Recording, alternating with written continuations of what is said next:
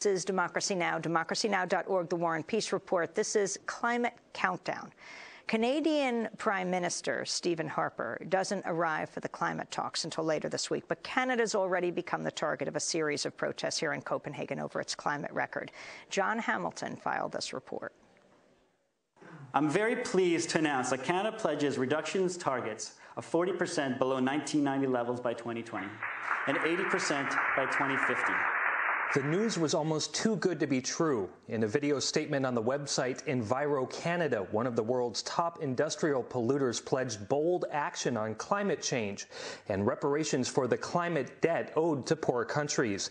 In another statement posted to the site, a Ugandan climate delegate welcomed the news. This is the day that will define our century.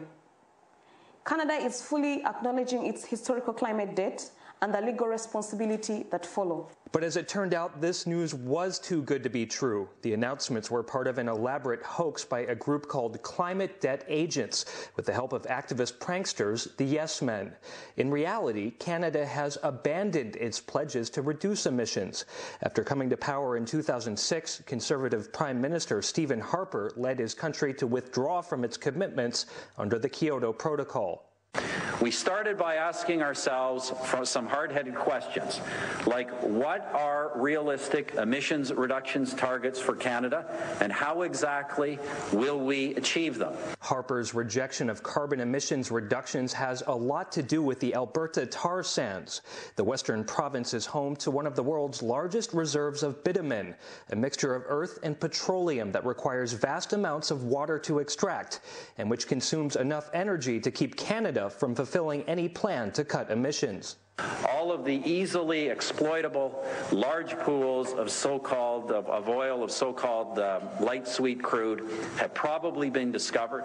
The oil industry will be forced to look harder, dig deeper, and spend more to find crude oil that will be ever more difficult to refine. I say climate, you say criminal. Alberta's tar sands have drawn widespread protest and civil disobedience from environmentalists, like Greenpeace activists who temporarily halted production at a Suncor tar sands mine in Fort McMurray, Alberta, last September. The message we want to send today through our actions is that real climate leaders don't buy tar sands. We're taking action today because we need to send a strong message to world leaders that they need to reach a binding agreement in December at Copenhagen that will not only see an end to projects like Suncor's tar sands projects and other tar sands projects, but also to put the brakes on catastrophic climate change. When I say shut down, you say tar sands, shut down! As climate delegates met across town at the Bella Centre, a protest led by Indigenous peoples of Canada outside the Canadian Embassy. Ariel Derringer is a member of the Athabasca Chipewyan First Nation and a campaigner with Rainforest Action Network. I'm here today because I want to emphasize the importance of shutting down the Alberta tar sands, because it is the most destructive industrial project on the planet. It is destroying my community. My family in the community of Fort Chipewyan are dying of cancer. The rivers and the lakes are poisoned. It is my people that are paying the price of a select few that get to profit off of our lives, off of our culture.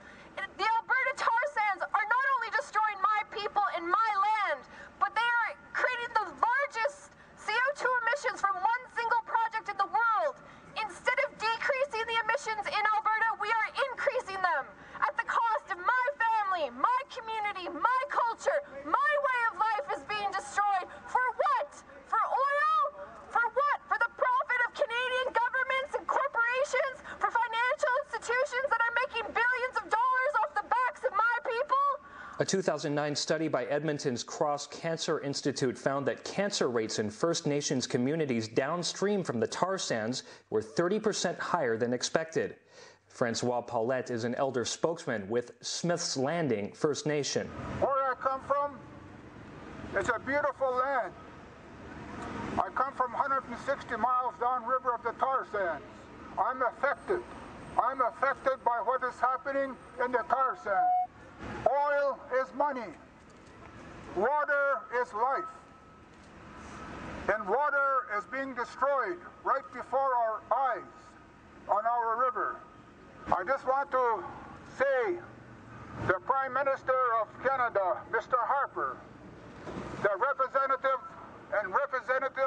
of the oil industry and capital of the oil industry in Calgary, that you are killing our river, that you are killing our way of life. Some of Canada's leading environmentalists and activists who've traveled to Copenhagen for climate talks joined Tuesday's demonstration. Among them, journalist and author Naomi Klein and Maud Barlow, chair of the Council of Canadians and co-founder of the Blue Planet Project. It's very important that we show our solidarity with the First Nations people here, that they're not alone back in Canada, and they're not alone here. And what we really want to say is that Canada is clearly taking a terrible position here in Copenhagen, having dumped the Kyoto Protocol and committed to way less than we should have, for the simple reason that they will not deal with the tar sands. The tar sands, the oily footprints of the tar sands are all over Copenhagen. Everybody's talking about it. It's not the United States that's the outlaw. It's not China that's the outlaw. It's Canada. We've heard again and again about what a destructive role the United States is playing in these negotiations. But the real truth is that the most destructive force inside the Bella Center is our government, is the Canadian government. Because at least the Bush administration didn't sign the Kyoto Protocol. And the Obama administration says they won't sign the Kyoto Protocol because they won't follow it. Our government signed the Kyoto Protocol and then made a mockery of international law. First Nations activists here say those international laws include treaty obligations to communities whose lands have been decimated by Alberta's tar sands. With Prime Minister Harper due to arrive here later this week, Ariel Derringer presented a representative of the Canadian Embassy with a basket full of demands for Canada's government. We just wanted to deliver this basket to Stephen Harper. Okay. So if you could pass this on when he comes to town, that would be fantastic. Okay. Would you like me to go over what's inside? It'll take you 2 seconds. Okay, that's fine. We handed it off to a delegate from the Canadian Embassy to pass off to Stephen Harper when he arrives in Copenhagen later this week. And inside the basket were copies of the treaties that are being violated by the Alberta tar sands, or by the Canada's tar sands rather, and copies of the Kyoto Protocol, which he signed on to, as well as a copy of the Declaration on the Rights of Indigenous People, to remind him that there is something else that he needs to sign on to in order to really fully respect Indigenous people's rights and to move forward in a comprehensive way with climate change negotiations.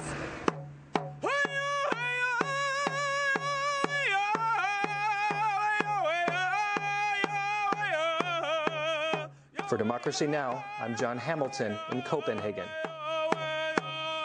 This is Democracy Now!, democracynow.org, the War and Peace Report. This is Climate Countdown. We are live in Copenhagen. When we come back, a debate on cap and trade. Stay with us.